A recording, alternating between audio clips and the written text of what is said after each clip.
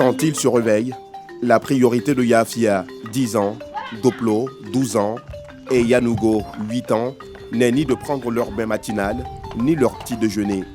Ces enfants sont plutôt préoccupés par leur bétail de 6 bœufs qu'ils doivent conduire à plus de 10 km de la maison familiale, en brousse.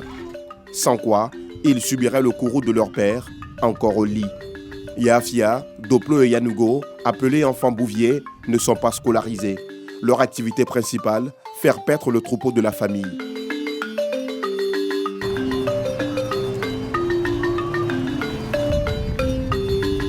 Les voilà partis pour une journée au fin fond de la brousse. Aucun adulte pour les accompagner.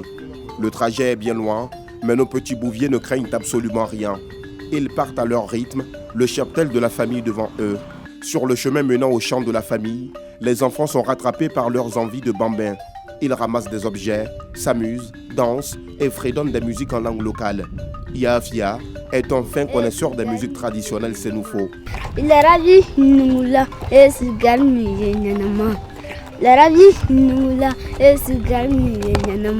Après 5 km de marche, les 6 animaux ressentent de la fatigue et veulent boire.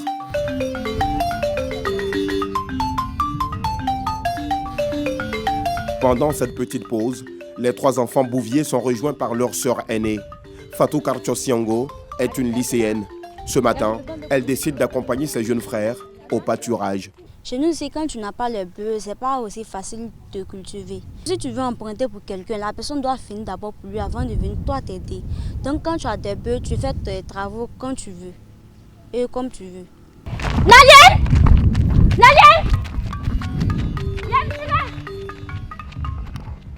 Les enfants vont très vite. Encore 5 km de marche et nous sommes au champ. Fatou les rattrape au pas de course. Dans la campagne isolée, les bœufs traînent beaucoup trop les pas. La tâche revient alors au Benjamin Yanougo de les fouetter pour qu'ils avancent. Ce jeune homme, du nom de Wafungo, est le frère aîné de Fatou. Avant la naissance de ses petits frères, c'est lui qui envoyait paître les bœufs. Mais il a dû arrêter pour se consacrer à la culture du coton. C'est qu'ici, le métier de bouvier est réservé exclusivement aux enfants. Bon, pas rien. Non, aller là, quand je suis trop le courant. Je suis là, c'est pas là.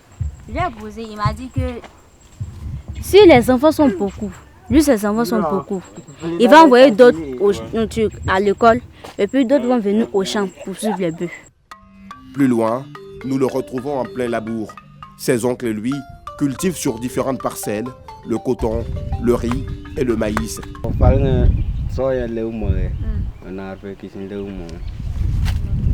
dit que non, que le métier qu'il faisait avant et puis ne lui rapportait pas aussi que ça. Que ce métier maintenant lui rapporte un peu beaucoup. Nos 3 enfants bouviers viennent enfin d'arriver au champ. Malheureusement, nous ne sommes pas en période de culture pour les voir à l'œuvre. C'est donc de tout repos ce matin. Et pendant que les bœufs paissent, Doplo et ses frères s'adonnent à diverses distractions. Il reproduit un bœuf en plein labour, tiré par la charrue. Yanougo, le Benjamin de la fratrie, lui, est perché sur cet arbre. De même pour Yafia, qui en profite pour fredonner des chants.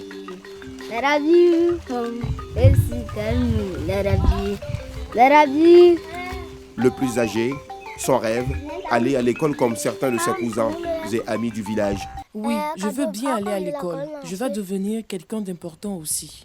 Une situation qui afflige Fatou. L'adolescente craint qu'un jour, le pire n'arrive à ses frères dans cette brousse. Un jour, ils sont venus, puis un scorpion est venu le mort. Il a eu la chance que le tonton qu'on a dépassé là-bas, lui, il était là. Ça a été sa chance. Souvent, quand il vient comme ça, le bonheur, quand il me réveille, j'ai pitié, mais on ne peut rien faire. Chacun a son boulot. Ça me fait de la peine que mes petits frères font ce boulot, mais comme c'est le choix des parents, on ne peut rien faire. Souvent, ces enfants bouviers quittent la maison sans prendre le petit déjeuner. Impossible d'en avoir à midi en pleine brousse. Ils sont obligés d'attendre leur retour à la maison, à la tombée de la nuit. Quand on prépare, on vient les appeler pour aller manger. Dans le cas contraire, quand on n'est pas là, quand ils me font, ils prennent déjà leur déjeuner, c'est fini. C'est le soir, ils vont partir manger. En tout cas, je ne sais pas, comment ils s'arrangent. C'est que si, à mon avis, je dis que non, ils ne mangent pas. Quand ils vont donner les bœufs à boire, ils boivent là-bas et puis c'est fini. Fatou n'a qu'une mission à présent, Elle promet dire à son père de scolariser ses frères. Mieux, elle souhaite que tous les parents d'enfants bouviers scolarisent les leurs. J'aimerais dire à tous les parents des enfants bouviers de Kolia de faire partir les enfants à l'école parce que l'école de nos jours est importante pour nous. L'école, ce n'est pas forcément reçu demain. Tout le monde ne peut pas reçu à l'école. Mais au moins, il faut savoir lire ou soit écrire ton nom. Il faut savoir t'exprimer au moins en français. Ça, c'est déjà bon. À quelques mètres du champ des Siongo, ces autres enfants bouviers sont en plein labour. Le plus petit est à la tâche, le corps recouvert d'une épaisse couche de boue. Dans toute la région de la Bagoué et singulièrement ici dans la ville de Kolia, le travail de ces enfants a fini par s'imposer dans beaucoup d'esprits comme une coutume. Certains parents refusent même de scolariser leurs enfants. Le rêve de ces tout-petits reste tout de même de retrouver un jour le chemin de l'école comme tous leurs camarades. Au crépuscule, l'on assiste à un défilé de troupeaux accompagnés d'enfants dans la commune. Ils sortent de partout, les vêtements transformés en de véritables haillons. C'est l'heure de regagner leur domicile, prendre leur bain et bien évidemment le dîner. Parmi eux, les frères Siongo, abandonnés plus tôt par Fatou. Leur sœur aînée a dû regagner le domicile pour les tâches ménagères. Et quand ils arrivent à la maison, ils attachent soigneusement le troupeau. Un acte qui permet d'éviter la fuite des bœufs. En l'absence de leur père, c'est la grand-mère des enfants qui s'ouvre à nous. Elle nous explique les raisons profondes de ce travail qu'accomplissent ces petits-enfants. Et c'est encore Fatou qui nous aide pour la traduction. Elle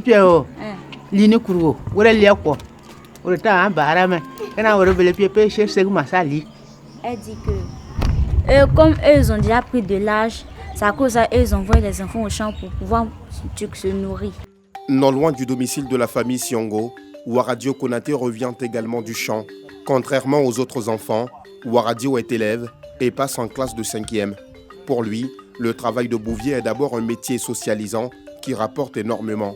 C'est grâce à les bœufs on paie notre outils. C'est les bœufs qui cultivent l'arachide. Et puis on paie notre outils. À l'aurore, la vie reprendra son cours à Kolia, cette petite localité de la Bagoué. Les enfants bouviers vont parcourir encore plusieurs kilomètres pour labourer les champs de leurs parents, espoir ultime de la subsistance de toute la famille. Pourtant, en Côte d'Ivoire, la loi numéro 2010-272 du 30 septembre 2010 interdit formellement la traite et les pires formes de travail des enfants. Une loi dont les modalités d'application ont même été précisées dans le décret numéro 2014-290 du 21 mai 2014. À cela s'ajoutent les nombreuses actions de sensibilisation et de répression du Comité national de surveillance des actions de lutte contre la traite, l'exploitation et le travail des enfants, présidé par la première dame, Dominique Ouattara.